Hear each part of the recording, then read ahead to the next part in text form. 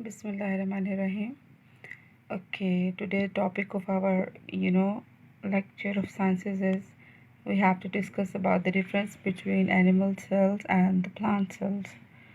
Well, as you can see in the diagram, this is the diagram of the plant cell and this is the diagram of the animal cell. So, first of all, I think we should define what is meant by the cell. Well, the cell is the basic structural and the functional unit of life. जैसे एक दीवार है तो दीवार किससे मिलके बनती है ब्रिक से the wall is made from the bricks. So the brick is the structural and the functional unit of a wall. Just like that, all the living things, including animals and plants, they are basically made up of cells. So the cell is the structural and the functional unit of life. Well, now comes towards the topic. We are going to discuss about the difference between plant cell and the animal cell. Well, the first difference is there it is, cell wall.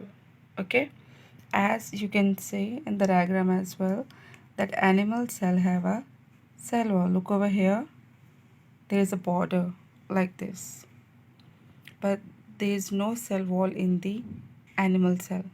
So the first difference is the presence of the cell wall. Okay, well, the second difference is chloroplast.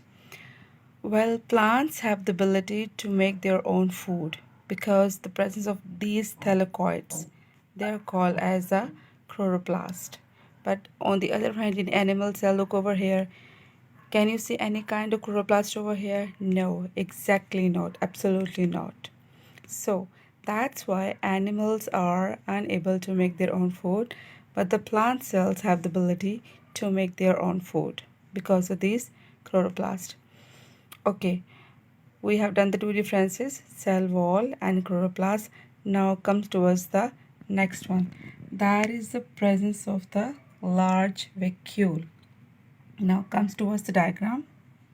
There it is. This is the animal cell, and as you can see in the diagram, there is a very big, large, prominent vacuole over here. But when you talk about the animal cell, no, there is no large vacuole. Look over here. No. Instead of that, you can see very small little, vacuole which are present in the animal cell. But on the other hand, plants will have a very large vacuole. So now I'm going to repeat cell wall, chloroplast and vacuole. This is okay. Now our next difference is the presence of the nucleus. Look over here. In the plant cell, the nucleus is present at one side because of the large vacuole. But on the animal cell, the nucleus is very prominent. It is present in the cell, and this is the brain of the cell. Look over here, the nucleus is present at one side due to the presence of the large vacuole, but over here, nucleus is present in the center. It is very prominent one. We have done the three differences, cell wall, chloroplast, vacuole, and the fourth one is the presence of the nucleus. Now comes towards the another one, less lysosomes.